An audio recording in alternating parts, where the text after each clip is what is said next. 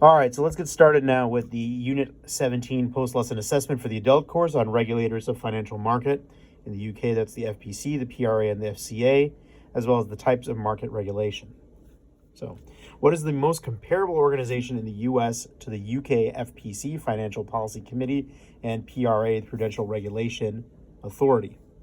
In the United States, that is the Financial Stability Oversight Council, also known as the FSOC. That was created by the Dodd-Frank Act. Unlike the FPC and the PRA, which report to the Bank of England, the Financial Stability Oversight Council in America is chaired by the Secretary of Treasury. Therefore, it is part of the executive branch of the government, not part of the Fed. The Fed being the equivalent to the Bank of England. It should also be noted that the Fed is an entity that reports to the Board of Governors, who are directly accountable to Congress, which is the legislature, meaning that in the UK, their version of this responds to their legislative body, whereas in our version, it responds to the executive branch of government. What regulatory tools does the FPC utilize? So the FPC, or Financial Policy Committee, is designed for macro-prudential regulation, meaning it works on the overall picture. It is working to prevent systemic risk and total financial collapse by regulating the entire financial sector through monitoring and identification for systemic risk. They instruct the PRA, the Prudential Regulation Authority, and the FCA, the Financial Conduct Authority, if they identify any source of systemic risk, and then advise them on how to stabilize that problem. They will advise the government as well of systemic risk to warn them that there is a shock coming and that bank bailouts may be necessary to prevent systemic risk or the whole thing collapsing.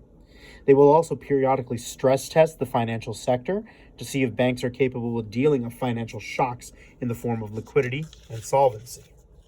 Now, they can provide liquidity via the Bank of England. In our case, it would be the Fed, and that's using currency on reserve, to protect in case of a liquidity crisis for systemic risk.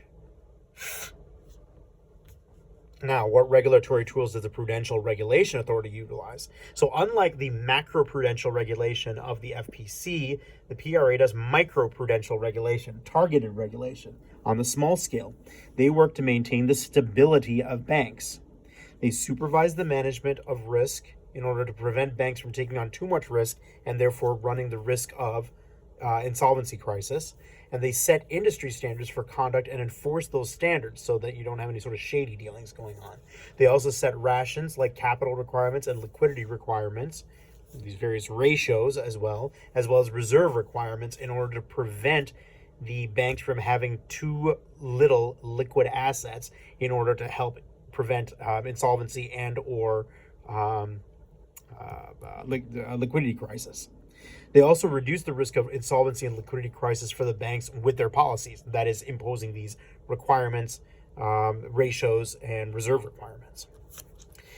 When you think about it, that means the FSOC, the Financial Stability Oversight Council of the United States, therefore is combining the PRA and the FPC, meaning it's doing both macro and micro-prudential work, looking at the big picture to make sure that there's no significant systemic risk, and also look at the micro picture from bank to bank to make sure that there's no risk of insolvency or liquidity issues. What is the most comparable organization in the U.S. to the United Kingdom's Financial Conduct Authority, or FCA? In the America, that would be the Security and Exchange Commission, the SEC. Now, just like the FCA, the SEC reports to Congress, the legislative branch, unlike the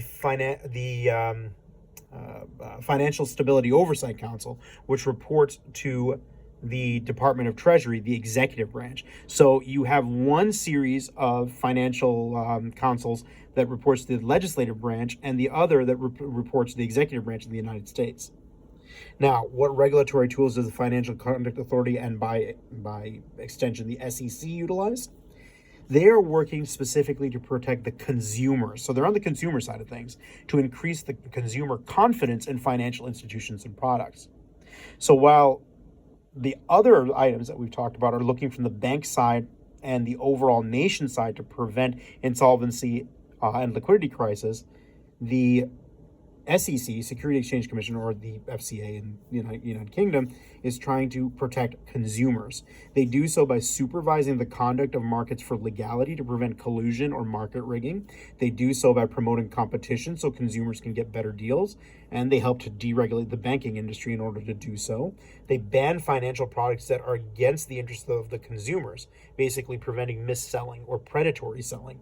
And they also ban or change misleading advertisements for financial products, preventing, for example, say loan sharks from hurting consumers with high interest rate loans that are not explicitly told to the consumers. So they help prevent things like extortion. How can the financial markets be regulated? Well, you can do several things. You can ban market rigging and use strong enforcement against it to prevent collusion. You can prevent the sales of unsuitable or predatory products. You can set a maximum interest rate to prevent consumer exploitation and prevent risky lending from occurring. You can try deregulating. This will promote competition by reducing red tape, making it easier to do startups. Competition generally tends to drive lower interest rates on borrowing and increases interest rates on savings. That does make the margins for banks tighter, but it is better for the consumers. You can have deposit insurance, government backing that protects the deposits in case of a bank run. In our case, that's the FDIC and the NCUA deposit insurance that we have at our banks. You can set limits on bank lending. This is very important because this reduces the chances of insolvency crisis and systemic risk. And we're actually going to be talking about that with the Unit 18 post-lesson assessment to learn more about these ratios that can help do that. Finally, liquidity assurance with conditions and punishments, meaning that each of the banks will have to have a certain amount of their funds in liquid form so that it is available for the consumers. It helps prevent things like liquidity crisis, bank runs, and insolvency.